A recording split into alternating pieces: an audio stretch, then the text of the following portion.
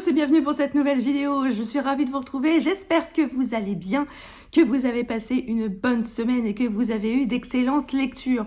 Pour ma part, je vous reviens pour un Cthulhu.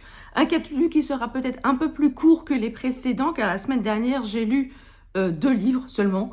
Bon, c'est vrai que d'habitude, je lis un peu plus, mais c'est vrai que la semaine dernière, j'ai repris le boulot et autant vous dire que la semaine a été un peu compliquée, a été extrêmement fatigante étant donné que je me suis tapé une migraine pendant 4 nuits consécutives, ce qui m'a fatiguée, hein. Voilà, ce qui m'a beaucoup fatiguée et donc du coup j'avais pas trop l'esprit à lire et quand je lisais pas beaucoup parce que voilà, c'était un peu compliqué pour moi. Néanmoins, les 2 livres que j'ai lus, ce sont des belles pépites que je vais m'empresser de vous partager immédiatement. Alors, j'ai lu la semaine dernière en plus de ça, voilà. Si la bête s'éveille de Frédéric Lepage, paru aux éditions Plomb. Comment vous dire, ce roman, c'est une pépite. C'est une pépite, c'est un roman un peu à la croisée des genres. Et je trouve extrêmement dommage qu'on ne l'ait pas vu beaucoup plus sur Instagram et sur YouTube. Je vais vous expliquer pourquoi. Ici, on est dans un roman policier, hein, forcément. On fait la connaissance d'Adam, qui est un jeune policier du New York Police Department. Tout lui sourit. C'est un jeune enquêteur brillant, il a tout pour lui, il va emménager avec sa compagne dans un superbe appartement. Et le soir du déménagement, il est victime d'une très très très violente agression qui va le laisser quasiment pour mort. On va le retrouver à l'hôpital, son corps ne répond plus, il n'y a guère que son cerveau qui fonctionne encore, les jambes ne répondent plus, toutes les fonctions vitales ne répondent quasiment plus. Il est obligé de s'alimenter par sonde. Voilà, il y a une sonde qui est branchée sur la vessie. Enfin bref, il ne peut pas parler. Bref,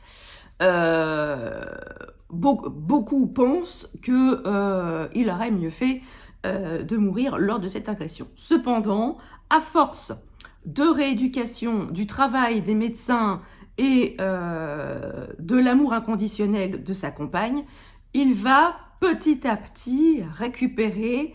Alors au début, il va récupérer la parole. Ensuite, il va récupérer quelques fonctions. Il va pouvoir bouger un petit peu les doigts. Il a un kiné qui vient le voir. Il a une personne qui vient l'aider à se mettre debout, à se laver. Voilà, tout le tintouin. Et au bout d'un moment, il est autorisé à retourner chez lui. Et on va lui adjoindre une aide d'un genre un peu spécial, tout simplement parce que ça va être un petit singe, ça va être un petit capucin qui s'appelle Clara, donc c'est une femelle, et Clara va aider Adam dans elle a été, entre guillemets, dressée, un peu comme un chien d'aveugle, hein, qui aide son maître dans les fonctions du quotidien. Et Clara, elle va faire exactement la même chose pour Adam. Elle va l'aider dans son quotidien à faire toutes les choses du quotidien dans son appartement. Adam, au départ, est un petit peu sceptique. Il se dit, mais comment un petit capucin peut m'aider, va pouvoir comprendre ce que je ressens. Et il est un peu sceptique là-dessus. Et jusqu'au moment où il va faire la connaissance de Clara. Et là, entre les deux, entre l'animal et l'homme, va se créer un lien extrêmement particulier. Et c'est à partir de là que le roman va basculer dans un thriller sur fond de science, sur fond d'anthropologie, sur fond d'études cliniques. Et j'ai trouvé ça particulièrement culotté de l'auteur, j'ai trouvé ça quand même extrêmement bien fait, la façon dont il a mêlé la science et, le lien entre l'homme et l'animal dans cette enquête policière. Parce que, outre l'enquête sur l'agression d'Adam, sa compagne, qui est aussi de la police, va enquêter également sur le meurtre d'une jeune fille. Un meurtre particulièrement sauvage, mais extrêmement compliqué à résoudre parce que il y a un certain nombre de choses qui ne collent pas. Et franchement, j'ai trouvé ça hyper bien fait, hyper culotté, hyper osé. Et franchement, j'ai déjà lu des romans police, des thrillers scientifiques. Je pense à Robin Cook, je pense plus récemment à Fabrice Papillon, en auteur français. Mais là, Frédéric Lepage, il a quand même... je ne vais pas me dire qu'il a mis la barre plus haut, mais le sujet qu'il a abordé dans ce roman, c'est... il fallait quand même oser intégrer ce sujet à un thriller. C'est extrêmement bien fait. Moi, j'ai adoré la relation qui s'est nouée entre Adam et Clara. Cette relation, elle passe par plusieurs phases. Je ne vais pas vous dire lesquelles, je vais vraiment vous laisser découvrir cette relation entre ce petit singe malicieux, capricieux, qui a son petit caractère, il faut bien le dire, hein, parce qu'elle ne se laisse pas faire, la petite Clara, et le personnage d'Adam qui passe par vraiment toute une palette d'émotions, pas de l'incompréhension, mais il était extrêmement sceptique au début, et il s'est pris énormément d'affection pour ce petit singe, même s'il est quand même passé par plusieurs stades de leur relation, mais j'ai trouvé ça absolument génial. C'est une vraie pépite, j'ai vraiment adoré ce roman, c'est une très très belle découverte. En plus, alors j'alternais la version e-book et la version audio, et sachez que dans la version audio de ce roman, il y a un chapitre inédit, un entretien entre Frédéric Lepage et un scientifique qui est spécialiste du sujet qui est abordé dans ce roman, et j'ai trouvé cet entretien absolument passionnant. Donc si vous avez l'occasion de tomber sur la version audio de ce roman, n'hésitez pas, c'est vraiment une super pépite. Il y a tous les bons ingrédients, un peu de science. C'est pas prise de tête, hein, c'est pas... c'est tout à fait compréhensible pour le commun des lecteurs. C'est pas prise de tête du tout, mais alors franchement, c'est extrêmement osé et culotté d'avoir intégré ce sujet dans un thriller. Et franchement, il vaut le détour. Et il vaut vraiment, je trouve qu'il faut vraiment parler de ce roman. Alors, il est paru chez Plomb en grand format, et je crois qu'il est sorti chez Pocket en version poche. Donc voilà, vous n'avez vraiment aucune excuse pour passer à côté de ce roman. Je pense que vous pouvez facilement aussi le trouver d'occasion si vous ne voulez pas l'acheter neuf, mais en tout cas, allez-y, foncez. Ensuite, toujours dans le cadre de l'été en série, hein, parce que la semaine dernière, on était encore fin août. Donc, ça rentrait quand même pleinement dans le challenge l'été en série. J'ai poursuivi ma lecture de la trilogie initiée par Don Winslow avec La Cité en Flammes. J'ai donc lu La Cité des Rêves de Don Winslow, qui est le tome 2 de sa trilogie, de sa nouvelle trilogie. Or ici, on se retrouve immédiatement après les événements qui ont clôturé le tome 1. On retrouve Danny qui est en fuite avec son fils et son père et sa garde rapprochée. Je ne vous dis pas pourquoi ils sont en fuite, mais tant et si bien que Danny et ses comparses fuient Rhode Island. Et ils essaient de mettre le plus de distance possible entre la police, le FBI et les Italiens. Voilà. Et donc, ils vont finir par arriver à Hollywood, où ils vont se terrer. Ils vont se mettre à l'abri des représailles, et ils vont essayer de se tenir à carreau.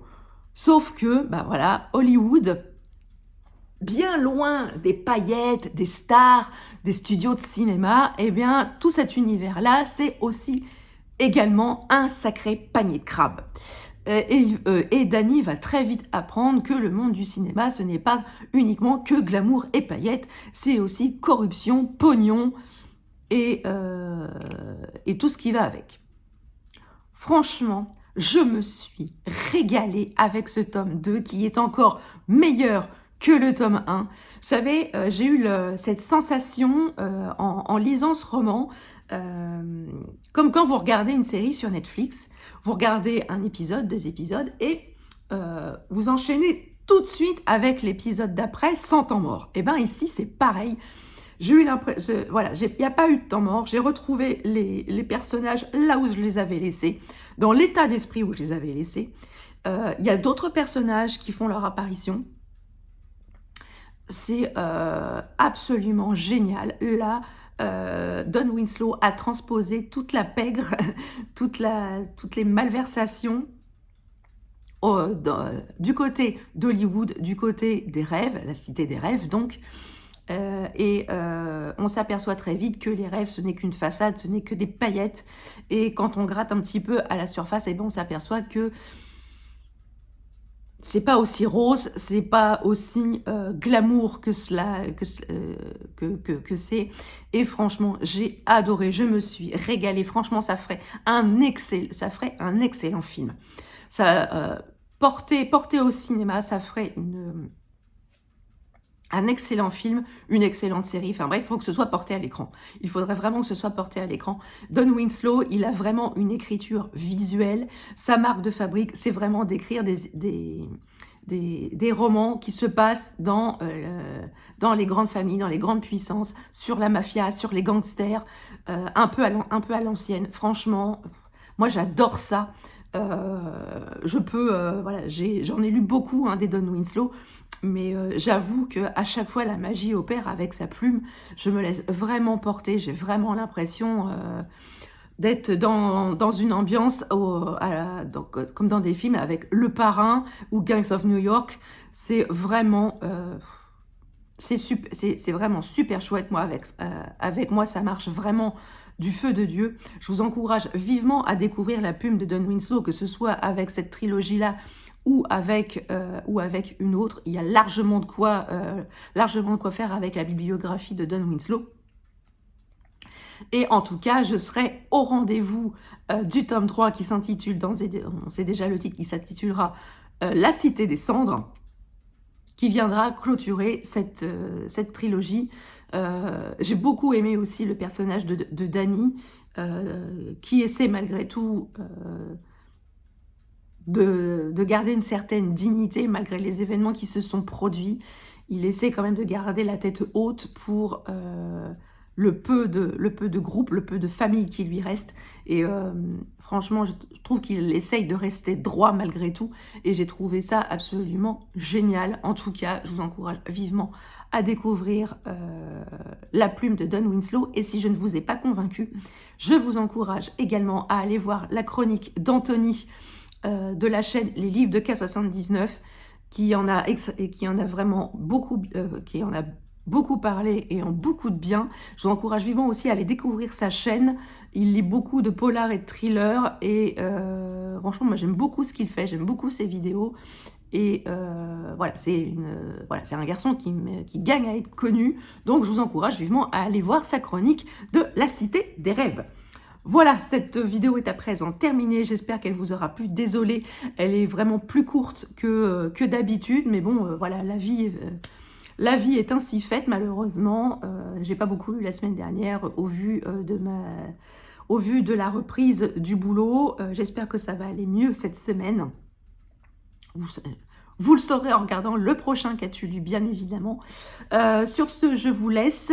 N'hésitez pas à me dire en commentaire si je vous ai donné envie de lire ces romans ou si vous les avez déjà lus. N'hésitez pas à me dire ce que vous en avez pensé en commentaire. N'hésitez pas à mettre un petit pouce en l'air, à partager votre instant de visionnage et à vous abonner si ce n'est pas encore fait. C'est gratuit, ça fait plaisir et ça ne fait de mal à personne. Sur ce, je vous laisse. Je vous souhaite une très très belle journée, de très très belles lectures et je vous dis à très bientôt pour une prochaine vidéo. Ciao!